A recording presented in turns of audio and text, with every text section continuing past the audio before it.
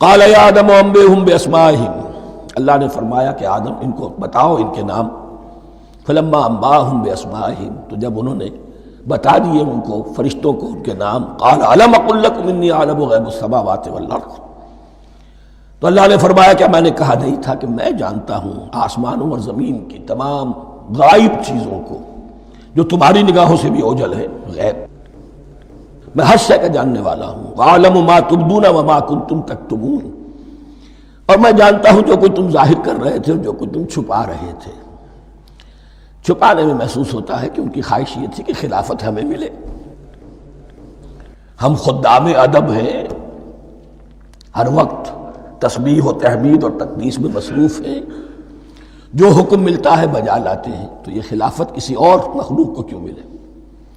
یہاں صرف یہ اور بتا دوں کہ یہ چونکہ اب ایک تیسری مخلوق کا ذکر بھی بعد میں آئے گا،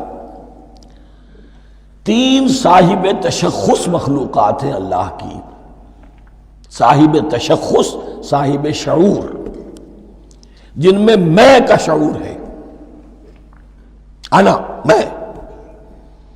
ایک ملائکہ ہے، ان کی تخلیق نور سے ہوئی ہے۔ ایک انسان ہے جن کی تخلیق گارے سے ہوئی ہے۔ ایک جنات ہیں جن کی تخلیق آگ سے ہوئی ہے۔ باقی حیوانات ہیں، ان میں شعور تو ہے، خود شعوری نہیں ہے، self consciousness. There is a world of difference between consciousness and self consciousness.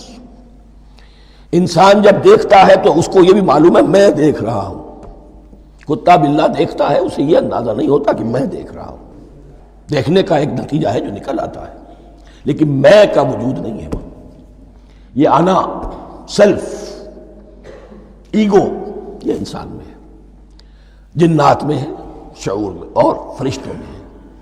ایک نوری مخلوق، ایک ناری مخلوق، ایک زمین کے اس کرسٹ میں، یہ جو مٹی اور گارے، مٹی اور پانی کا جو ملغوبہ ہے گارے کی شکل میں، اس سے بنا ہے۔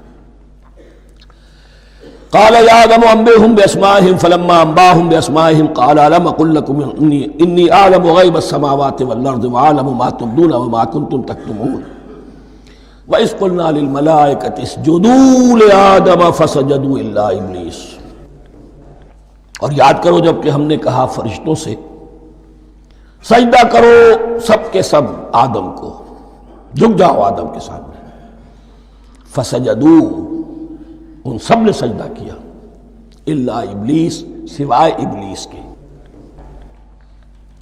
پہلی بات تو یہ سمجھیے کہ تمام ملائکہ کے سجدے کی ضرورت کیا تھی؟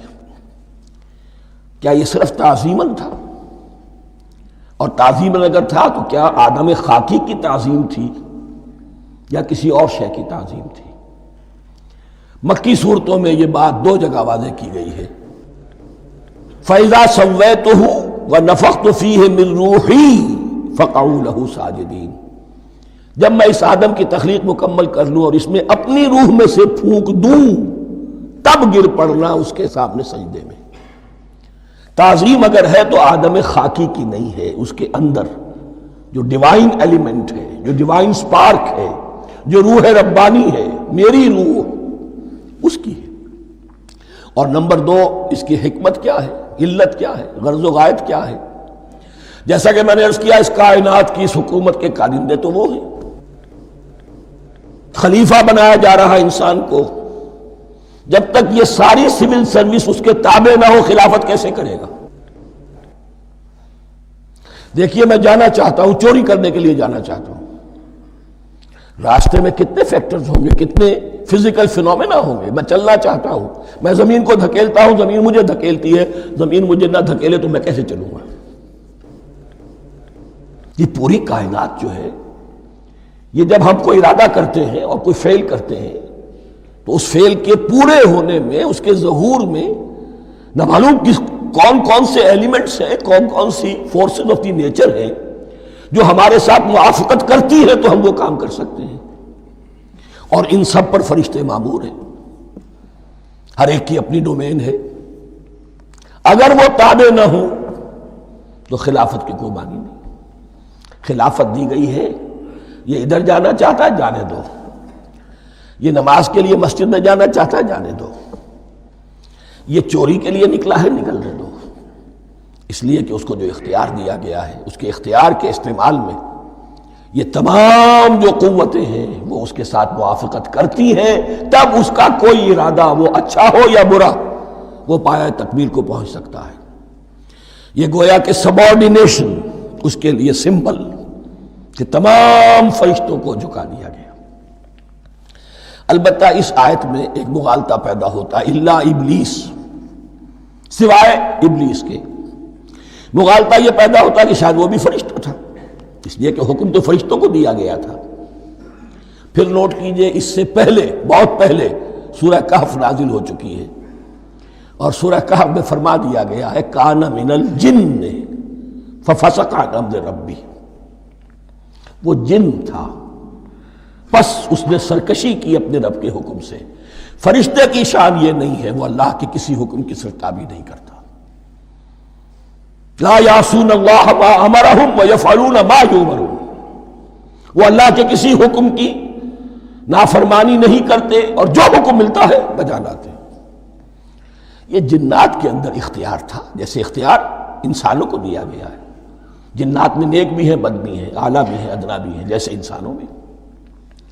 لیکن یہ عزازیل جو جن تھا، علم اور عبادت دونوں کے اعتبار سے بہت بلند ہو گیا تھا، اور یہ فرشتوں کا یوں سمجھیے کہ ہم نشین، فرشتوں کے ساتھ اس طور سے شامل، جیسے بہت سے انسان بھی اگر اپنی بندگی میں، زہد میں، عبادت میں، نیکی میں ترقی کریں تو ان کا ملائے اعلیٰ کے ساتھ، عالم ارواح کے ساتھ، عالم ملائکہ کے ساتھ ایک رابطہ قائم ہوتا ہے۔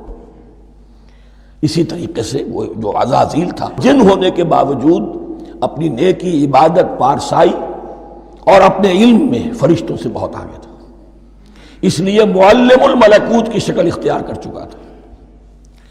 اس کو اپنی زوم تھا، یہ بات جیسا کہ میں نے عرض کیا 7 مرتبہ قرآن میں یہ بات آئی ہے، قصہ ابلیس و آدم، کہ فرشتوں کو حکم ہوا کہ سجدہ کرو، سب جھک گئے، ابلیس نے سجدے سے انکار کر دیا 7 مرتبہ۔ یہ 7ویں مرتبہ ہے جو ہم پڑھ رہے ہیں، مصحف میں پہلی مرتبہ آ رہا ہے، ترتیب نزول میں 7ویں مرتبہ آ رہا ہے۔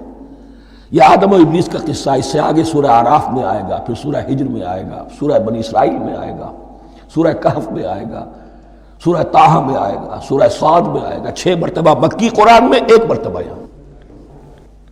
تو یہاں اشارہ نہیں کیا، اس لیے مغالطہ ہو سکتا ہے، لیکن یہ کہ سورہ کہف میں آپ کو بتا چکا ہوں کان من الجن ففسق عن امر ربی، اس نے اپنے رب کے حکم سے سرتابی۔ ابلیس اس کا صفاتی نام ہے اب، اس لیے کہ اب لسیبلسو کے معنی ہوتے ہیں مایوس ہو جانا۔ یہ اللہ کی رحمت سے بالکل مایوس ہے، اور مایوس جو ہو جائے وہ شیطان ہو جاتا ہے۔ اب میرا تو چھٹکارا نہیں ہے، جتنوں کو برباد کر سکوں کروں، میری تو عاقبت خراب ہو چکی ہے، جتنوں کو اپنے ساتھ، ہم تو ڈوبے ہیں صنم، تم کو بھی لے ڈوبیں گے۔ اب وہ شیطان اس معنی میں کہ انسان کی عداوت اس کی گھٹی میں پڑ گئی، اس نے اللہ سے پھر اجازت بھی لی کہ مجھے مہلت دے دے، یوم یبعثون، قیامت تک کے دن کے لیے، تو میں ثابت کر دوں گا کہ یہ آدم اس رتبے کا حقدار نہ تھا، مستحق نہ تھا جو اسے دیا گیا۔ انا خیر منہ، میں اس سے بہتر ہوں۔ خلقتنی من نار وخلقتہ من طین، تو نے مجھے آگ سے بنایا، اسے گارے سے بنایا۔ لیکن یہ تکبر ہے در حقیقت کہ جس نے اسے راندہ درگاہ حق کر دیا۔